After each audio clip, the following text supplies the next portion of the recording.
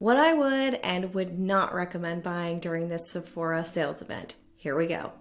I have 8 products that I'm going to recommend, 8 products that I'm going to be like, think about it. Think about it. I'm gonna kick it off with a face cream that I really do love. I've spoken about it over here before. If you're a subscriber, you've already heard me mention Damn Tokyo. This is their Mochi Luminous Cream. I rarely partner with brands over here unless I really believe in them. This is one of the brands that I have repurchased myself. This is one of the brands that I have honestly recommended to pretty much everybody, not only this amazing community, but family, friends, you name it. So I was really happy to be able to partner with them. So thank you so much to the Damn team. So going into spring and summer, I like lighter weight creams. I like things that soak in pretty quickly.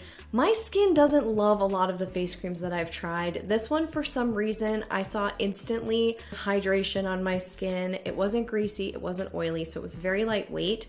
It's not really scented, it's not irritating. It's just this workhorse cream that I really like leaning on during the warmer weather months. I would buy it over and over again. And I have repurchased it. And really that's the thing. Like if any of these were to go away that I'm going to talk about, I would be upset. I would miss them, the positive ones, not so much the negative ones. So if you have any favorites from Sephora that you are absolutely in love with, or some that you're like, why did I even buy that? Let us know in the comments below. It's really helpful. And if you like these types of roundup videos with my favorites and least favorites, things like that, don't forget to take 2 seconds, hit that like button and subscribe if you have not already. It helps support the channel quite a bit, so thanks for that. P.S.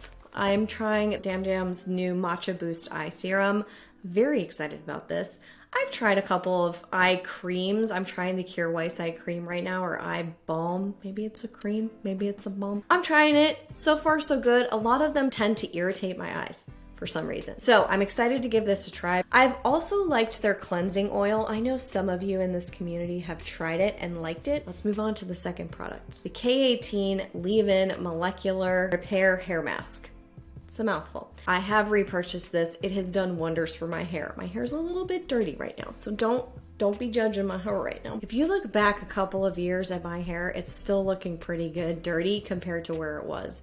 So I use this cream mask probably 2 or 3 times a week. I go on weeks and off weeks, but I've been using it pretty religiously for the past year or so, and I have seen really quickly an improvement in the quality of my hair, the texture of my hair, how it falls. I have fine hair, I have a lot of it, and I color treat it, and I use heat styling tools on it. So I've really leaned on this to help repair it. I've tried a lot to try and repair my hair. A lot of it has not shown any type of improvement. This is a different story for me.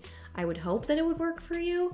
I can't guarantee that, but I do love it and I've recommended it to a lot of people. And again, yes, I've repurchased it and it's expensive. So buy it on sale if you can. Can't even tell you, I've bought this so many times. So this is the Sayslip Tint SPF 35 Tinted Moisturizer. That's why I use it mostly. I'm not going to use this on days when I'm in the sun directly for long extended periods of time. This is just something I have it in shade 4.5 that I use for a quick tinted moisturizer. Easy on the go. My skin loves it. It's a little glowy, and by a little, I mean a lot. It's definitely glowy. There's some dewiness. So if you don't like that, probably not going to love this. But it also adds a little bit of life through the tint to my skin.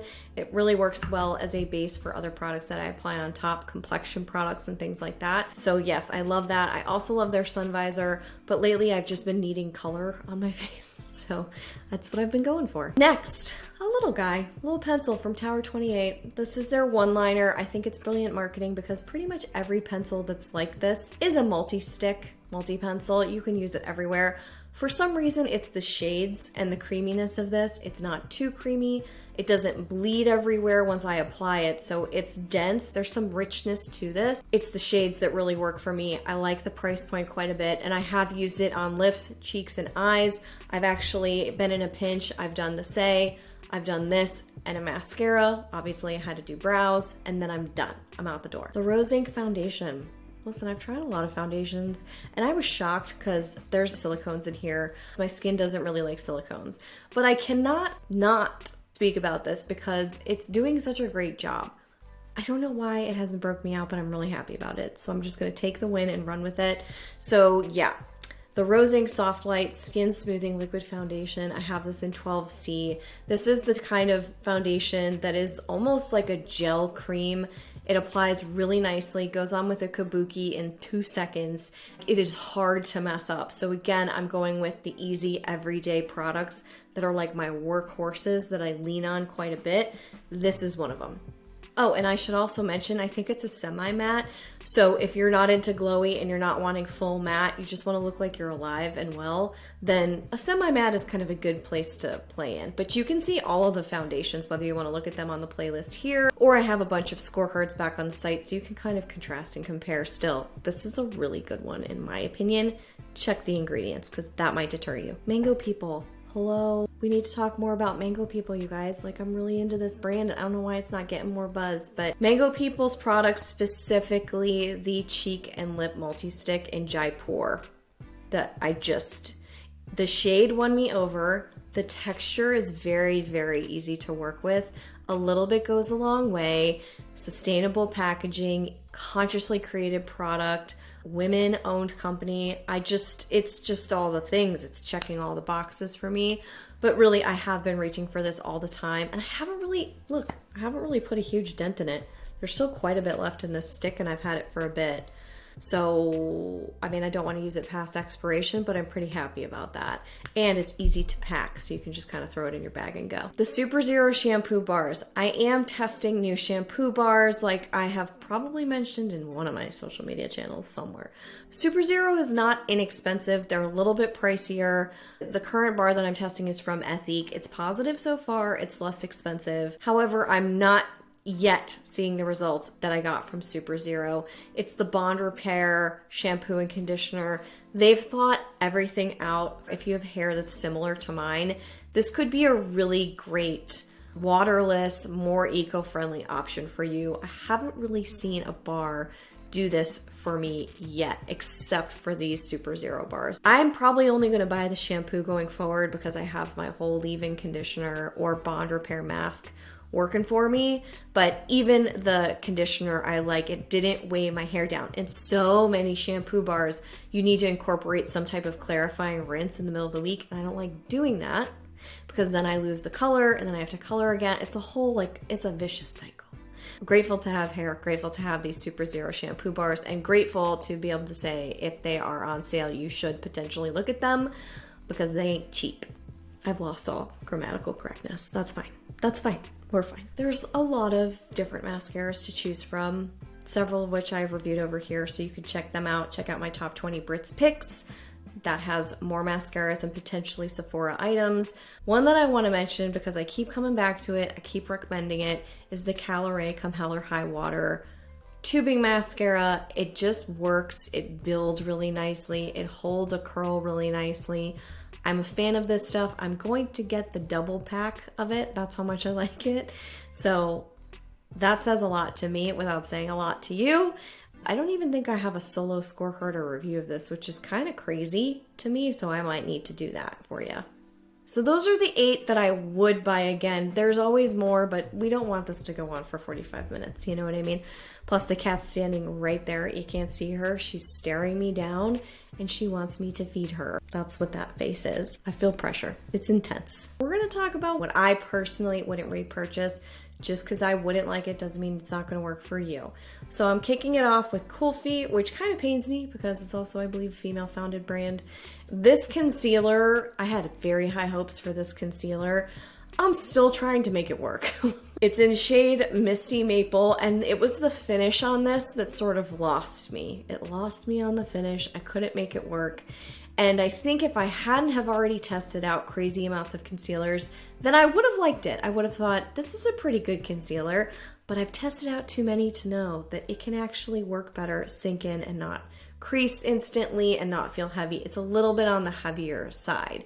You can use that trick where you have a smaller brush and you prime the brush, but that just means you're trying to buff in less product, and I don't want to fuss with anything if I'm gonna call it a favorite. For those reasons, I am not keeping Kulfi on any type of list where I would repurchase. If you have a very different experience, please put it below and let us know your skin type. Just context would be really, really helpful. This is just an opinion of one. The next is the new Stay foundation, which is not so new anymore. This separated quite a bit on me just because it's been sitting there. This foundation also finish was, I could not make it work for my skin. This is a personal skin-based thing. I tried every application out there possible, I think.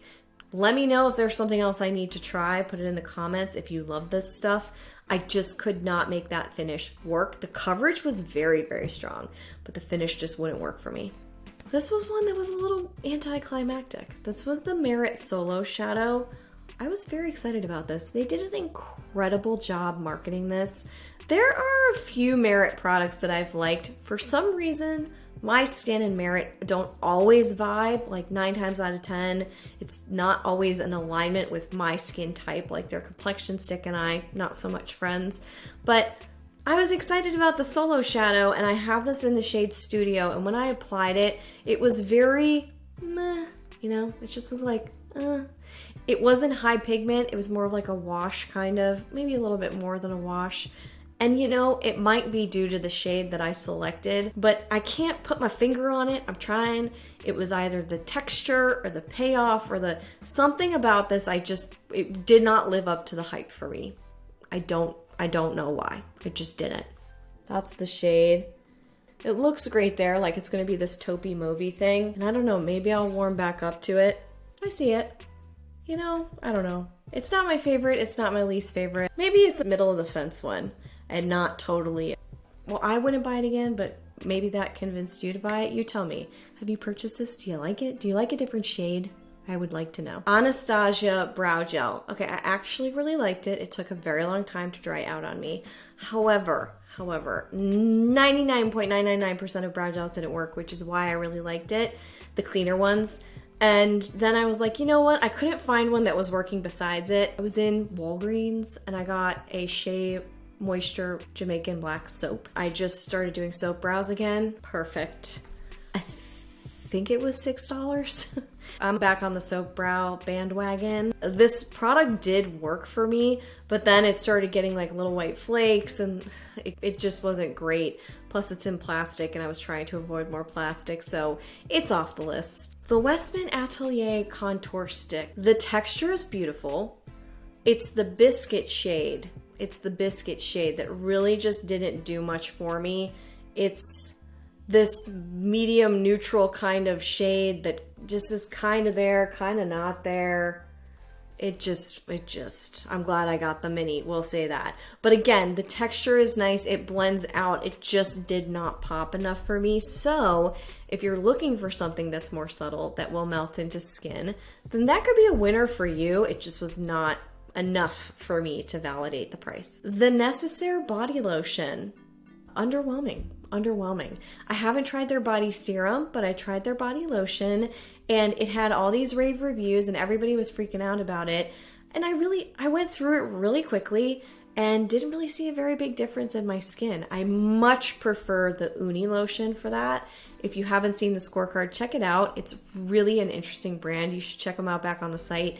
And they're doing incredible things. It's a very different kind of body serum slash lotion. It's more of a serum. So the Necessaire, well, everybody else seemed to love it. It was sort of lost on me. Finally, the final two, they're both complexion products. The Kosas Revealer Foundation. I ended up really turning around my review on their concealer. I would buy their concealer again. I might actually do it this time. It's not on my list, but I just kind of gave you a bonus. However, their improving foundation, SPF 25, there is some stuff in here that makes my skin hot. Never a good sign.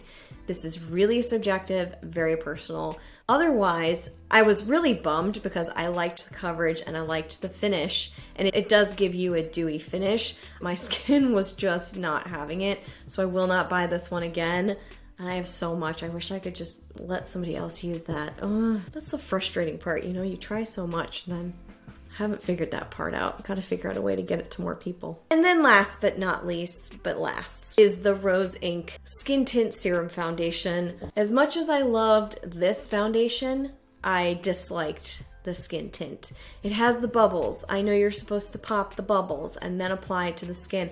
I got a lot of very passionate people talking to me when I reviewed that negatively because they really loved it. So there is a camp out there that really, really, really loves it. But it was very hard for my skin to figure out. It looked splotchy and streaky. I just couldn't get it to work. I tried multiple ways of applying it. It just didn't work for me. If you have favorites from Sephora that you're like, it's in my cart, I have purchased, this is it, or please, I will never buy this again, pop it in the comments below. I like to have other perspectives. Thank you so much for watching. I hope you found this one fun, helpful, all the things. If you did, don't forget to take 2 seconds, hit the like button, and subscribe so you never miss another video. I'll see you right back here real soon. Until then, bye.